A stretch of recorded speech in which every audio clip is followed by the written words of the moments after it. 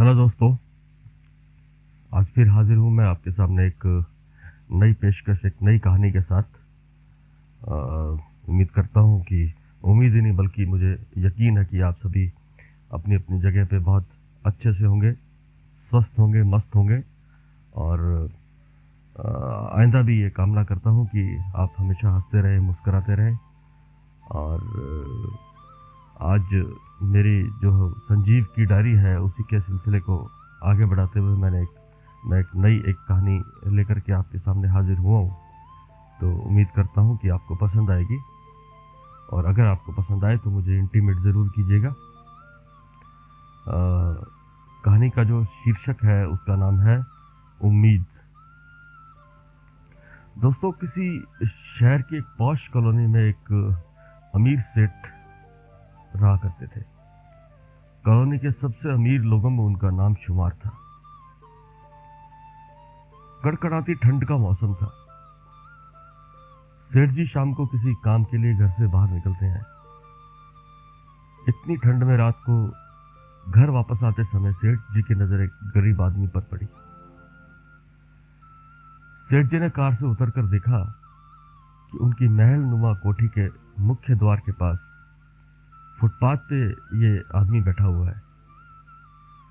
फटे पुराने कपड़े पहने हुए आदमी ठंड से कांप रहा था।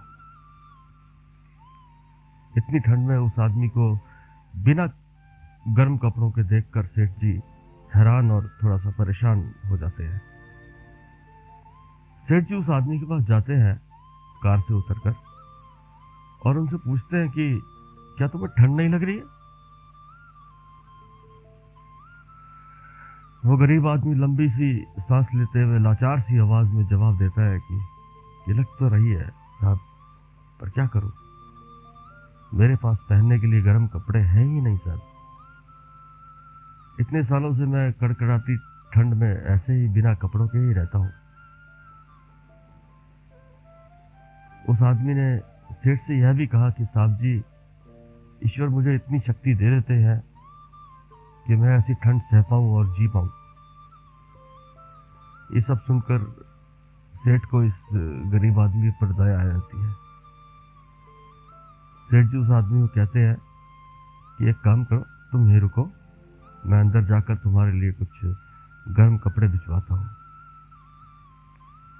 सेठ की बात सुनकर वो आदमी बहुत खुश हो जाता है और सेठ को धन्यवाद भी देता है, मन ही मन दुआएं भी देता है।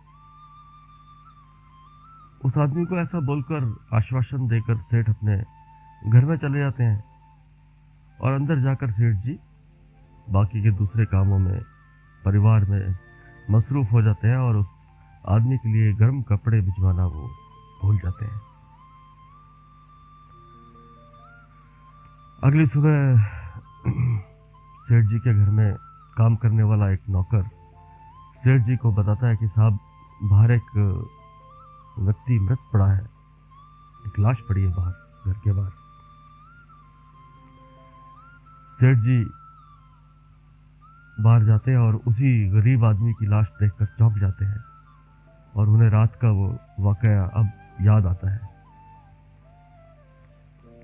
वो नजदीक जाकर देखते हैं तो उस आदमी के मृत शरीर के पास, उसकी लाश के पास जमीन पर एक संदेश लिखा हुआ था, जो उस गरीब आदमी ने अपनी मृत्यु से जस्ट पहले उसने वो लिखा। वो संदेश यह था कि सेठ जी, इतने सालों से मैं पतली फटी पुरानी धोती कुर्ता पहने ही इस ठंड को सहता आ रहा था, लेकिन कल रात मैंने आप ही के कहने पर यह आशा रख ली कि आप गर्म वस्त्र देने का वायदा करके गए हैं, और मेरे अंतर मन में उन गर्म कपड़ों की गर्मी की लौ जगा गए कि अब कुछ देर बाद मैं भी थोड़ा गर्म होकर आराम से सो सकूंगा। मुझे लगने लगा कि मैं उन गर्म कपड़ों की कल्पना में जो है खुद को ऐसा महसूस करने लगा कि मैं थोड़ी देर में मुझे भी वो गर्म कपड़े नसीब होंगे, और मैं भी उस गर्मी को महसूस करके आराम से सुकून से सो सकूंगा। लेकिन आपकी दी हुई आस की वजह से मैं उस सर्दी को बर्दाश्त नहीं कर सका।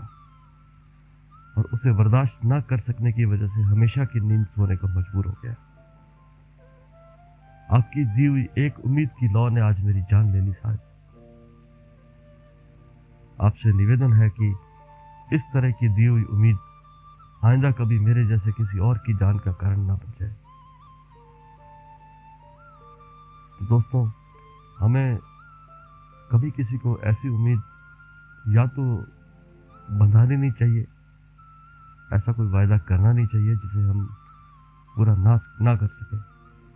और यदि हम अपना वादा पूरा कर पाने में अगर असमर्थ हैं तो हमें चाहिए कि हम कम से कम उस व्यक्ति को हम किसी भी ज़रिए से किसी के मार्फत ये संदेश ज़रूर पहुंचा दें कि मैंने जो तुमसे वादा किया था उसको मैं पूरा नहीं कर पाऊंगा। तो बस दोस्तों, यही थी मेरी आज की कहानी। उम्मीद करता हूं कि आपको पसंद आई होगी।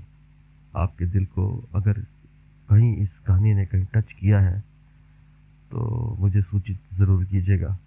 इस ऐसी उम्मीद और ऐसी ही आशा के साथ मैं अपनी आज की स्टोरी को विराम देता हूँ। आज की कहानी को समाप्त करता हूँ मैं, और आप सब अच्छे से रहिएगा। इसी के साथ गुड नाइट, शब खैर, सत श्री अकाल, खुदा हाफिज, धन्यवाद, बेहद शुक्रिया आपका।